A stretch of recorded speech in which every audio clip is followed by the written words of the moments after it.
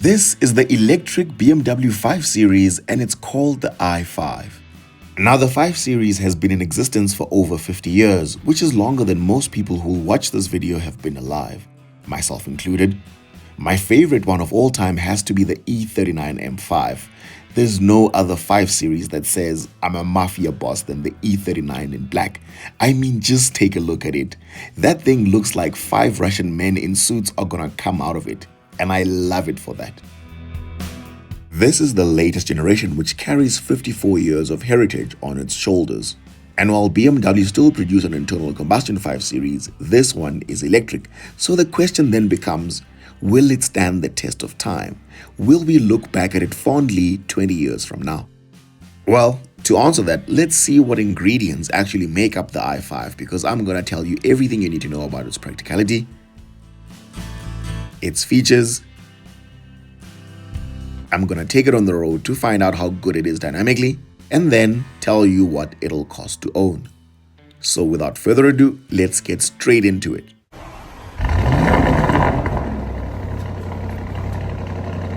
Car Talks: Power, Precision, Performance.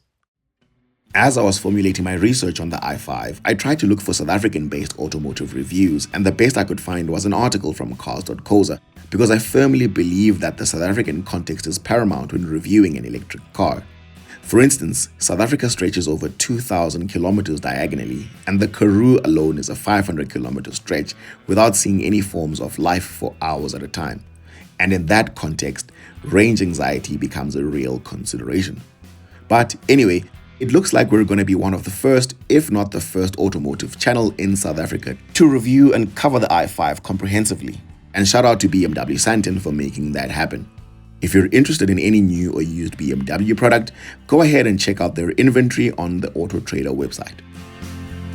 Back to the reason that brings us here today. This is the eDrive40 variant, which is powered by electric motors with an 81.2 kilowatt-hour battery pack producing 250 kilowatts and 400 newton meters of torque. Power is sent to the rear wheels only via a 1-speed automatic gearbox. It weighs 2.2 tons and will do the 0 to 100 km/h sprint in a claimed 6 seconds dead. More on that later.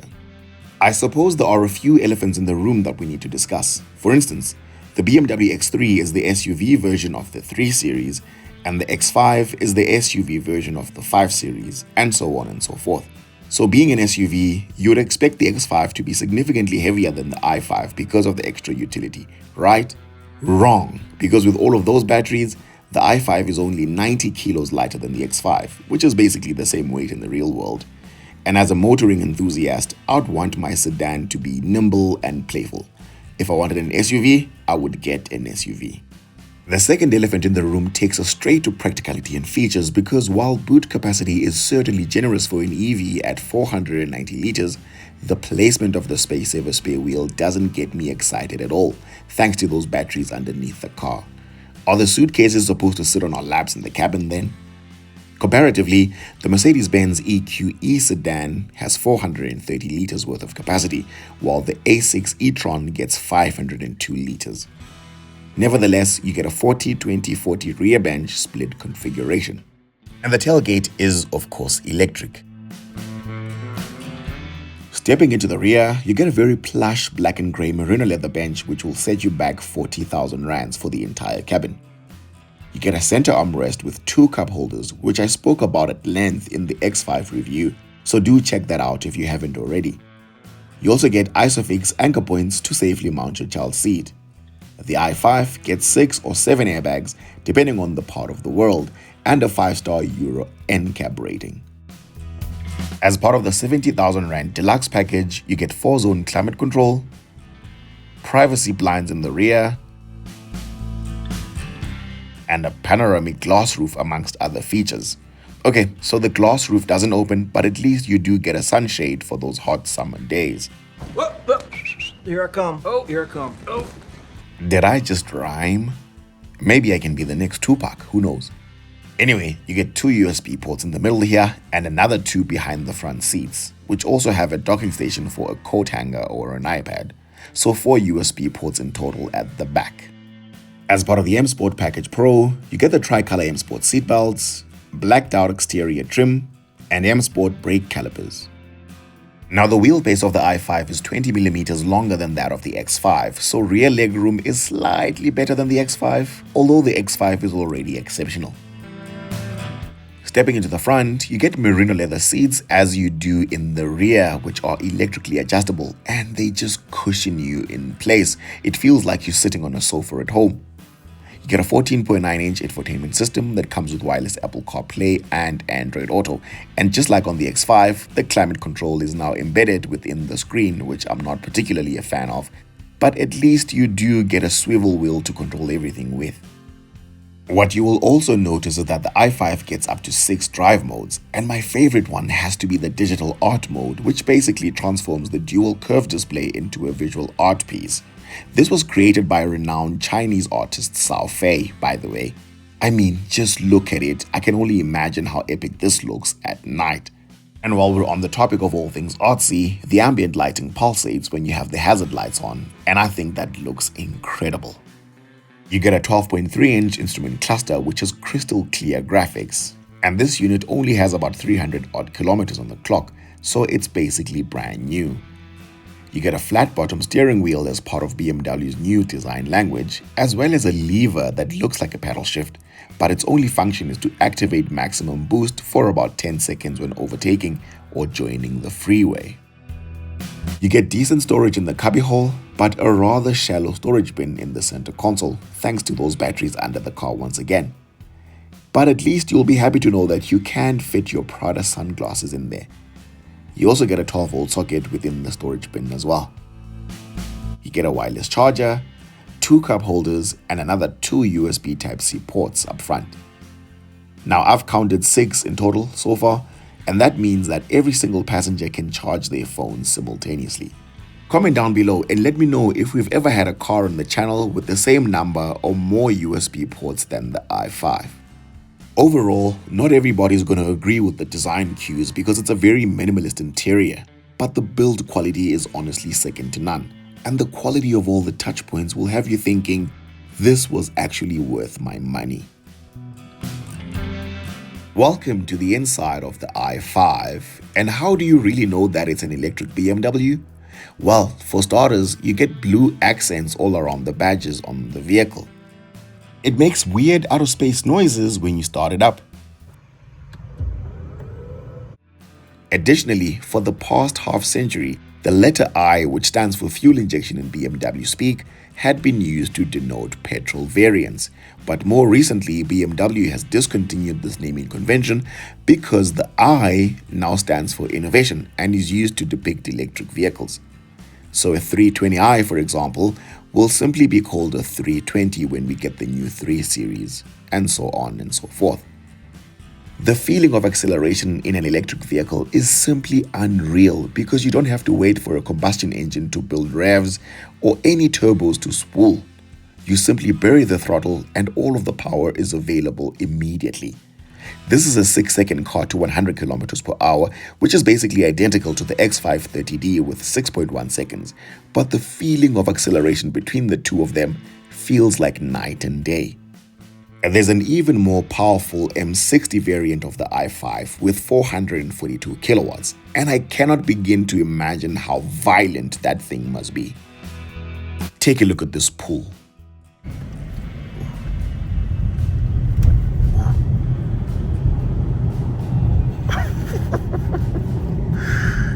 Oh, that is hilarious. Not a single sound, just viciously quick.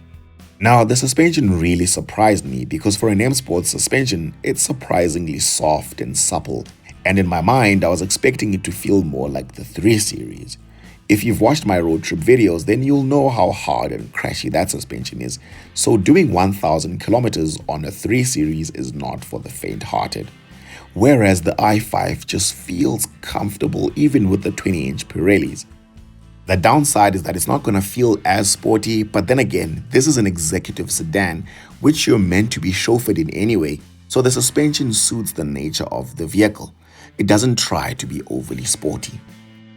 The i5 gets a 2-year unlimited kilometer warranty, and a 5-year 100,000 kilometer motor plan. Claimed electricity consumption starts from 14.7 kilowatt hours per 100 kilometers in max mode, which basically shuts off non-essential functions, all the way up to 17.9 kilowatt hours in normal mode, which would then give you a theoretical range somewhere between 514 kilometers and 627 kilometers. Now, EVs are usually less efficient in the real world, so you would have to take about 80 to 90% of the claimed range as a more realistic figure. So if we take the maximum range of 627 kilometers and multiply that by 80%, that should get us to a real world maximum range of 502 kilometers, which is pretty good for an EV. I mean, these are just getting better year on year.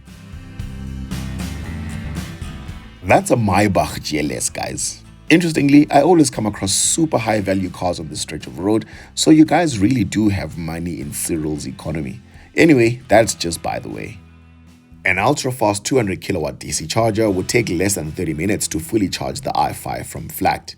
Alternatively, you can simply plug it in at home and leave it overnight, and that'll take anywhere between 4 and 8 hours, depending on the type of connection you have at home. Other highlight features include a Harman Kardon sound system, lane keep assist with blind spot monitoring, and a 360-degree camera. It also has head-up display, but I just couldn't get it to turn on during the time I had the vehicle. And apparently, the car will also take selfies, but I would need to spend more time with it in order to explore all of its features. That was immediate.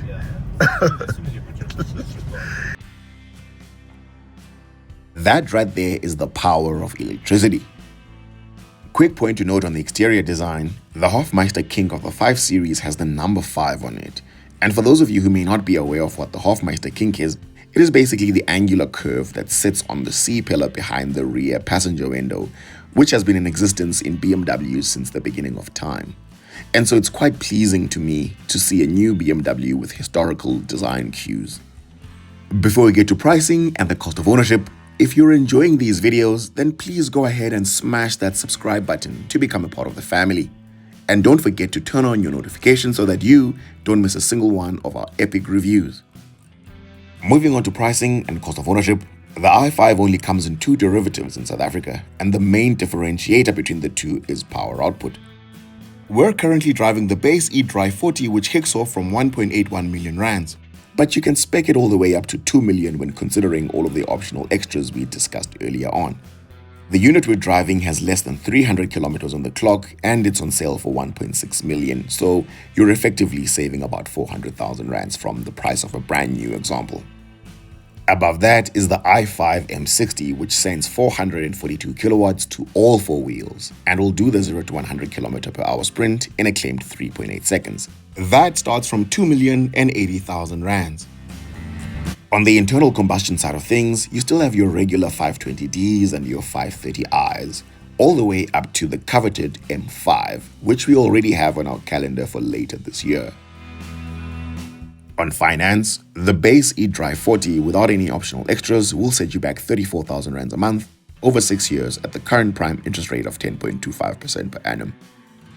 Insurance is risk profile dependent, and the cheapest quote I got was 3,900 rands. A full charge will cost you around 300 rands at the current Johannesburg North electricity prices for 81 kilowatt hours. And just to prove that, I'm on my banking app currently, and as you can see, 300 rands gets you about 79 kilowatt hours of electricity. So then that would mean approximately 310 rands should get you to a full charge on the i5, which would then bring your total cost of ownership to 38,000 rands.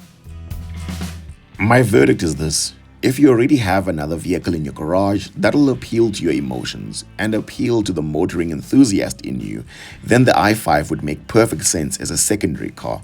In fact, it's genius because you're getting over 500 kilometers of range from only 300 rands worth of electricity.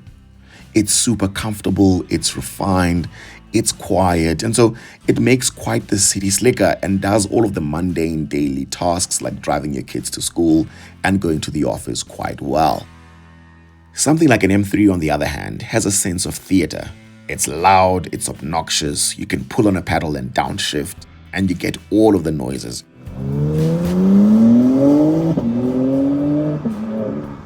You can even hear all of the little stones on the road hitting against those massive carbon ceramic discs and experience the little clank, clank, clank, clank, clank noises. And so you're constantly being stimulated by different noises, which is just an experience too difficult to describe in words. So on that basis, if I only had one car to choose for the rest of my life, unfortunately, it would not be an electric vehicle. But kudos to BMW on such engineering. I suppose the other challenge for German EVs are all of the Chinese auto manufacturers, because China's mandate currently is focused on clean energy. They don't care too much about diesel engines, so something like a 520D will probably continue to sell in numbers. But when it comes to the i5 specifically, that's in direct competition with the best of the best EVs in China. The Xiaomi SU7 Ultra, for instance, has over 1,700 Newton meters of torque, but it's only about 1.6 million rands when you do the conversion. And when you factor in customs duty and VAT, then you're looking at a list price of around 1.9 to 2 million rands at most, which is pretty identical to the price of the i5, except you're getting 4 times the torque. So it's not difficult to see who the Chinese are targeting here. Anyway, I will end it here for now. Shout out to Ngamla once again from BMW Santon for lending us the vehicle. And for any used BMW products, reach out to him on Instagram or hop on the M3 review to get his numbers. I'll leave a link in the description box below. Thank you for watching. Until next time, take care.